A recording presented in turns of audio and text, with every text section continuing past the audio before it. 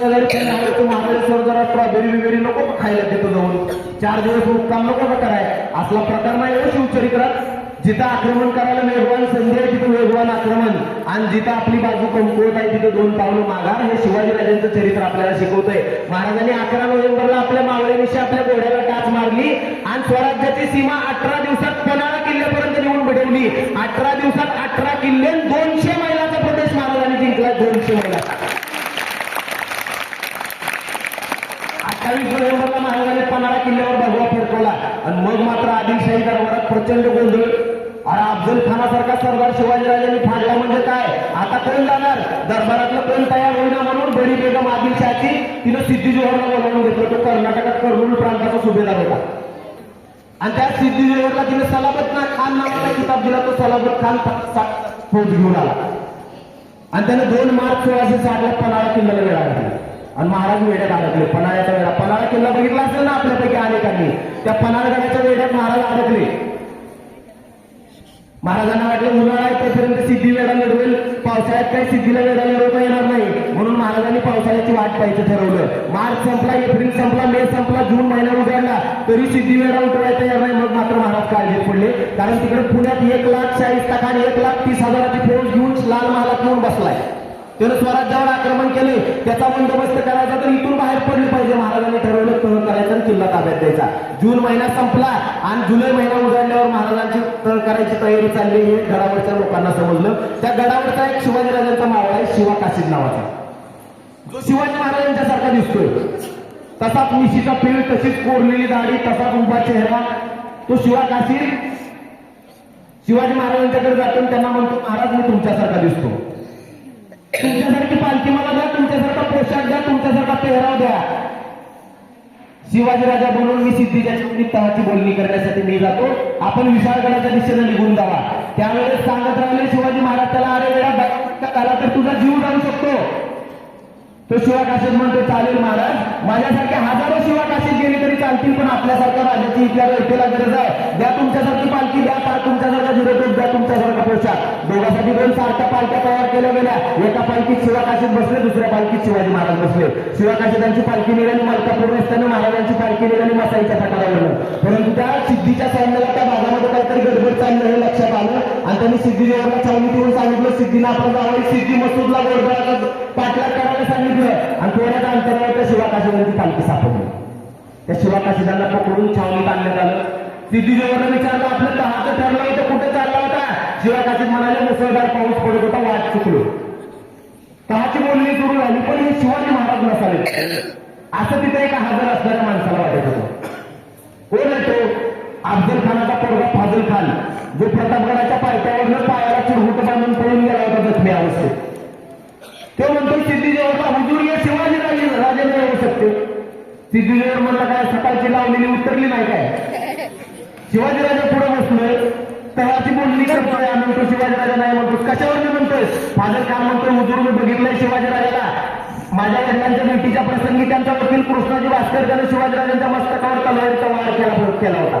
हे जर खरे शिवाजी तर यांच्या मस्तकावर तलवारीच्या वाराची खून पाहिजे जी दिसत नाही. सिद्धीचा संशय बळावला, त्याने जिरोटोप मागे चालायला सांगितलं शिवा काशीदांना. कपाळावर कसलीही वाराची खून नव्हती, संशयाची खात्री पटली. शिवा काशीदांना वधस्तंभाला बांधण्यात आलं. 2 भालेकरी बोलावले, भाल्याच्या टेकाला जरी जाणून विष लावलं गेलं आणि भालेकरांना भाले टेकवायला सांगितले छातीवरती. आणि शेवटचं विचारतोय सिद्धीदेवर, जान चाहते हो तो सच बताइए आप कोण आहे? और शिवाजी राजा काय आहे? तरी सुद्धा सांगत राहिला शिवा काशीद, अरे मीच शिवाजी राजा आहे. भालेकरांना आदेश मिळाले, छातीत भाले खुपसले गेले, रक्ताची चिळकांडी उडाली, शिवा काशीद घसरत घसरत खाली पडले. फक्त प्राण सोडण्यापूर्वी काय म्हणाले माहित आहे? अरे वेळेनो, सोंग घेणाऱ्या शिवा काशीदाची छाती तुम्हाला फोडता आली नाही. खऱ्या शिवाजी राजाचा तर तुम्ही विचारच सोडून द्या. उद्गार काढले, हातात हातात प्राण शिवा काशीदांना. शिवाजी महाराज काय म्हणाले, का तुला लातूरचा महापौर करतो, लातूरच्या जिल्हा परिषदेचा अध्यक्ष करतो, 2029च्या विधानसभेचं तिकीट देतो, एखादा साखर कारखाना देतो, पेट्रोल पंप देतो. असला काही सुद्धा प्रकार नाही हो शिवाजीराजांच्या चरित्रात. कुठेही गिव्ह अँड टेक पॉलिसी नाही महाराजांच्या आणि मावळ्यांच्या मध्ये. पण तरी मी माणसं मारायला तयार होत होती. याचं कारण त्यांना माहित होतं शिवाजीराजांनी आपल्यासाठी करतोय, रयतेसाठी करतोय, मग आपण पण राजासाठी काहीतरी केलं पाहिजे. या भावनेतनं माणसं लढत होती. आज प्रचंड स्वार्थ आहे. आज तुमची एवढी मोठी संस्था आहे, मला साहेबांनी सांगितलं 1000-1200 विद्यार्थी या ठिकाणी गोरगरीब कुटुंबातले, अगदी उच्चभ्रू कुटुंबातले पोरं शिकतायत. साहेब तुम्ही खूप मोठं काम करताय, कारण शिक्षण हीच मोठी संपत्ती आहे.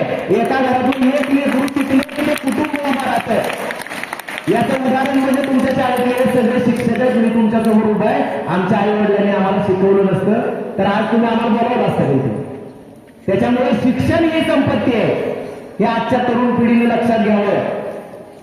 शिवा काशीदानं हसत हसत प्राणाचं बलिदान केलं. महाराज गोडखिंडीच्या मार्गे विशाळगडावर गेले. महाराज विशाळगडावर पोहोचवलं म्हणून फुलाजी प्रभू, रायाजी बांधल, बाजी बांधल, शंभूसिंह जाधव आणि 600 बांधल मावळ्यांनी प्राणाचं बलिदान केलं. घोडखिंडीत मावळ्यांच्या रक्तानं ती घोडखिंड पावनखिंड म्हणून ओळखली गेली. ह्या सगळा इतिहास आपल्याला पाठ्यपुस्तकातून खूप थोड्या पद्धतीने सांगितलेला आहे. परंतु शिवाजीराजांचा इतिहास म्हणजे केवळ ढाल तलवारीचा, लढाईचा, तापातापीचाच इतिहास नाही. महाराजांनी खूप चांगली कामं केली. रयतेच्या अनेक सेवा रयतेला पुरवलेल्या आहेत. शेतकऱ्यांना 400 वर्षापूर्वी 0% व्याजदरानं कर्ज देणारा जगातला एकमेव राजा म्हणजे छत्रपती शिवाजी महाराज. आज आपण 30व्या शतकात जगतो, विज्ञान युगाची भाषा बोलतो, कॉम्प्युटर, इंटरनेट, मोबाईल वापरतो, पण आज पेपर उघडला सांगून तर की आत्महत्या केल्याची नोंद आहे शेतकऱ्यांनी. दर दिवसाला 4-2 शेतकरी आत्महत्या करतात. शिवाजीराजांच्या काळात शेतकरी आत्महत्या केल्याची एक सुद्धा नोंद इतिहासात आपल्याला सापडत नाही. जगात अनेक राजे येऊन गेले हो, पण शेतकऱ्यांचा राजा म्हणून जगात कुणाचं नाव घेतलं जात असेल तर ते छत्रपती शिवाजी महाराजांचं नाव घेतलं जातं. इतकं मोठं काम शेतकऱ्यांसाठी शिवाजीराजांनी केलं. 1646 सालची घटना आहे. स्वराज्य स्थापनेला नुकतीच सुरुवात झाली होती आणि महाराजांच्या आयुष्यात फार महत्वाची घटना घडली त्यावेळेस. काय घटना आहे?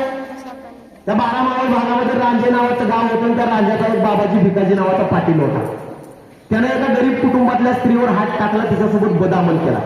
बातमी महाराजांना समजली. महाराजांनी मावळ्यांना पाठवलं. मावळे गेले त्या बाबाजी भिकाजीला म्हणाले, तुम्हाला शिवाजीराजांनी बोलावले, दरबारात हजर व्हा. बाबाजी भिकाजी म्हणाला, शिवाजी आणि राजा? तो कधी बसणार राजा झाला? म्हणला, इथलं राजा आणि कुणासोबत काय करायचं हा आमचा अधिकार येणार नाही, म्हणून सांग तुझ्या शिवाजीराजाला.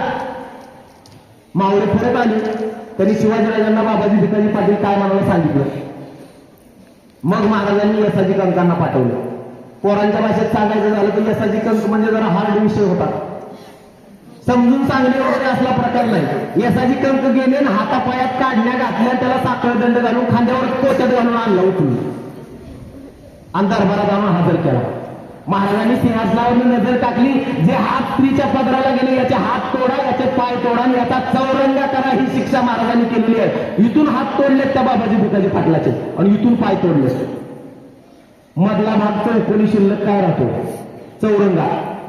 मला इतिहास वाचताना सुरुवातीला प्रश्न पडायचा, अरे हातपाय तोडण्यापेक्षा जीव घेणं ही मोठीच शिक्षा आहे ना. महाराजांनी त्याची गर्दन उडवली असती तर काम सोपं होतं. हातपाय का तोडले? जीव का मारला नाही त्याचा महाराजांनी?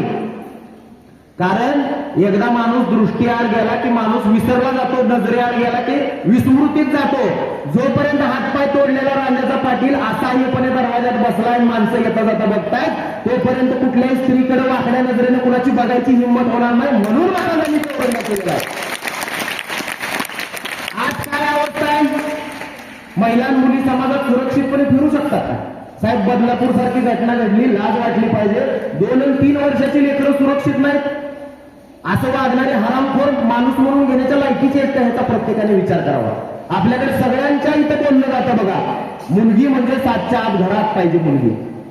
बरोबर आहे, मुलगी 7च्या आत घरात पाहिजे, पण पालकांनी आपलं पोरगं 7 नंतर कुठं झक मारतंय त्याचा पण विचार केला पाहिजे. तेव्हा समाजातल्या महिला मुली सुरक्षित राहतील. हा शिवाजीराजांचा विचार आहे. कुठल्याही महिलांकडे मुलींकडे वाकड्या नजरेने बघायचं नाही. कारण लहानपणी शिवाजीराजांना त्यांच्या आई वडिलांनी शिकवलंय, शिवबा ज्याला येस पाहिजे त्याने स्त्री अभिलाषा धरू नये. स्त्री म्हणजे मराठ्यांच्या देवाऱ्यातील देवता आहे. हा विचार लहानपणीच मुलांच्या व्यक्तिमत्वावर रुजला जाऊ शकतो.